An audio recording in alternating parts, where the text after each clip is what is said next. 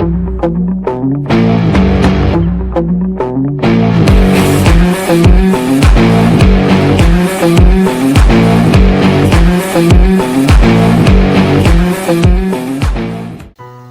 4 कदम ही चला था उस राजमहल की छांव में कि इंद्रप्रस्थ को घेर लिया दुख की घनघोर घटाओं ने। जब हार गए सब राजपाट और मिला द्रौपदी को अपमान, बंधकर दुर्योधन की शर्तों में पांडवों ने किया वन को प्रस्थान।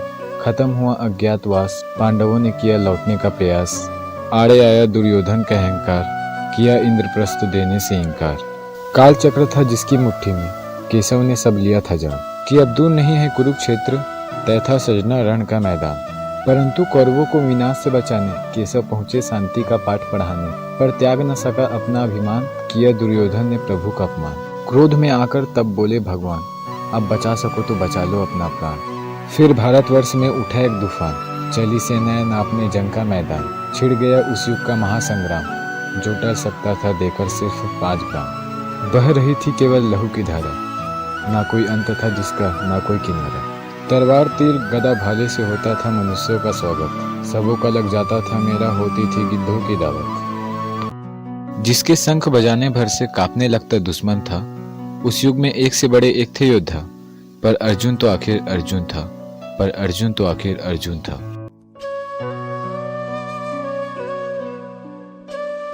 न दिव्य कुंडल मेरे कान में, न कोई कवच मेरा वस्त्र था। न वसुदेव न गांडीव, मेरा धर्म ही मेरा शस्त्र था। कभी श्रेष्ठ बनने की होड़ नहीं, उत्तम में संतोष था। कर्ण को मानना अधर्म नहीं, वो उसके कर्मों का दोष था। कहते हैं युद्ध में हनुमान मेरी ध्वजा पर और माधव मेरे आगे थे। पर विराट युद्ध में मैं अकेला था, फिर क्यों सेना लेकर भागे थे। निहत्थे पर बाण चलाने के पक्ष में मेरा कभी न मर्म था। सारा जीवन मैं रहा वनवास में, फिर भी न कहा कि मेरा जीवन संघर्ष था। सरल नहीं था जीवन मेरा, न मिला मुझे प्यार पिता से। जीवन में बस दुख और पीड़ा ही मिले थे मुझे माँ गांधारी की संतान से। कि मित्र हो या गुरु, मैंने सबको अपना पिता ही माना था। न बात कभी किसी का काटा था। अरे जरा ग्रंथ पढ़ो, मैंने तो दुर्योधन को भी अपना भाई माना था। महाभारत के युद्ध में कापे मेरे हाथ थे। धर्म का ज्ञान था मुझे कि वो सभी मेरे अपने थे। कैसे कहूँ ये अग्नि मेरी क्या ऐसे ही शांत हो जाएगी। क्यों चुप रही भरी सभा, जब बात नारी के स्वाभिमान पे आई थी। माधव ने कहा था एक ऐसा वक्त आएगा जब मैं होऊंगा पक्षपाती और अर्जुन अधर्मी कहलाएगा।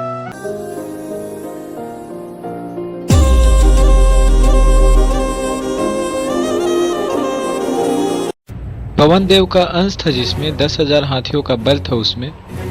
माता की आंखों का काजल, भाइयों का वो तीर था। अरे पवन देव के अंश से जन्मा वो गदाधारी भीम था। सर्व पांडव भाइयों में वह अलबेला और निराला था। युधिष्ठिर का प्रिय और अनुज का रखवाला था।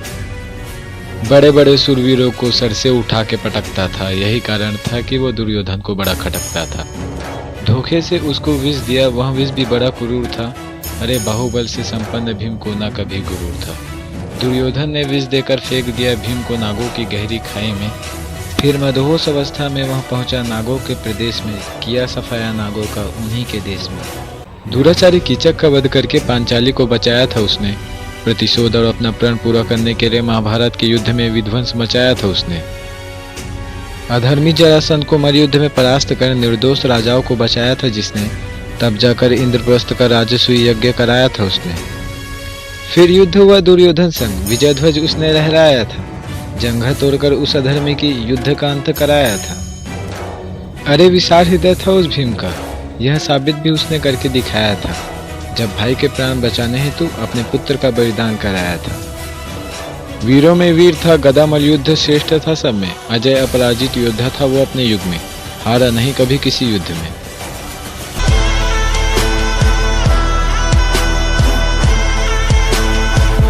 गर्भ में सीखा मैंने चक्रव्यूह को तोड़ना, क्षत्रियों का वंश था न सीखा मैंने रथ मोड़ना।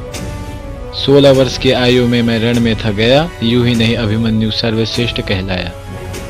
4 मेरे चाचा ताऊ खड़े थे बाहर जो, भेदता चला गया मैं चक्रव्यूह के द्वार को। सहायता न कर पाए अपने थे मजबूर, नियति कठोर थी जो पिता मुझसे दूर। सारथी मेरे पिता के स्वयं भगवान थे, जानते सब युद्ध के परिणाम थे। समक्ष खड़े थे वो 7 महावीर, हर तरफ से आते दिख रहे थे मुझे तीर। क्या फर्क पड़ता है, अरे क्या फर्क पड़ता है, वह धर्मी योद्धा कौन है, चक्रव्यूह के निर्माता स्वयं गुरु द्रोण है। अंतिम द्वार का चिंतन करके अभिमन्यु का साहस डोला था, उसको तो मैं गदा से तोड़ दूंगा, भीमसेन गरज कर बोला था। पीठ क्यों दिखाता, अरे पीठ क्यों दिखाता, जब बात स्वाभिमान की थी, रण में क्यों न जाता, जब बात पिता के नाम की थी। 13वें दिन का युद्ध भी बड़ा कमाल था, धरती माँ की गोद में लेटा उनका लाल था।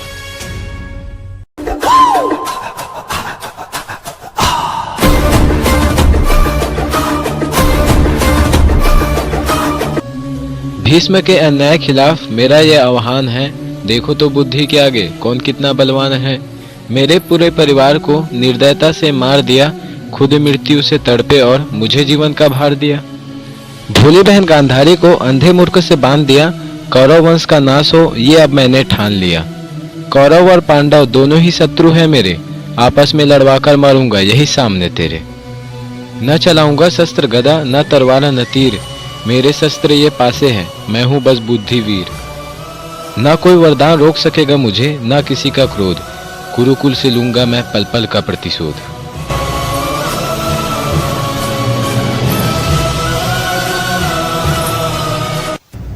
आ गया हूँ एक पात्र लेकर महाभारत के उस गाथा का, खलनायक कहते हैं सब, दुर्योधन का मैं मामा था। कितना जानते हो मेरे बारे में आज पता चल जाएगा, बुद्धि के धूल उतर जाएंगे पात्र समझ जब आएगा। सोचा नहीं था मैंने कभी कि चरित्र मेरा इतना गलत दिखलाएंगे, महाभारत का कारण बना देंगे मुझे और धारावाहिक अपनी चलाएंगे। हस्तिनापुर को बर्बाद किया था कर्ण दुर्योधन की मनसा ने, एक को चाहिए सत्ता था तो दूसरा प्रतिशोध का भूखा था। न वस्त्र काला पहनता था मैं, न लंगड़ा के मैं चलता था, दांत काले न थे मेरे, ये कलयुग वादियों का कल्पना था। गांधारी के विवाह से मुझे कभी न समस्या थी, हस्तिनापुर को बर्बाद करने की न मैंने ली कभी प्रतिज्ञा थी। द्यूत सभा का आयोजन करवाया क्योंकि दूत का उत्तम खिलाड़ी था, लेकिन द्रौपदी को निर्वस्त्र कराना ये न मेरे मस्तिष्क में था। घोष यात्रा की योजना में मेरा कोई न दोष था, कर्ण की थी ये घिनौनी सोच, पांडवों से लेना जो उसे प्रतिशोध था। मैंने ही ये कहता हूँ अधर्म नहीं किया था मैंने, लेकिन जितना गलत दिखाते उतना भी तो गलत नहीं था मैं। दान उसका काम था, कर्ण ही उसका नाम था, पैदा हुआ सूर्य के वरदान से, पर वरदान ही उसका अभिशाप था।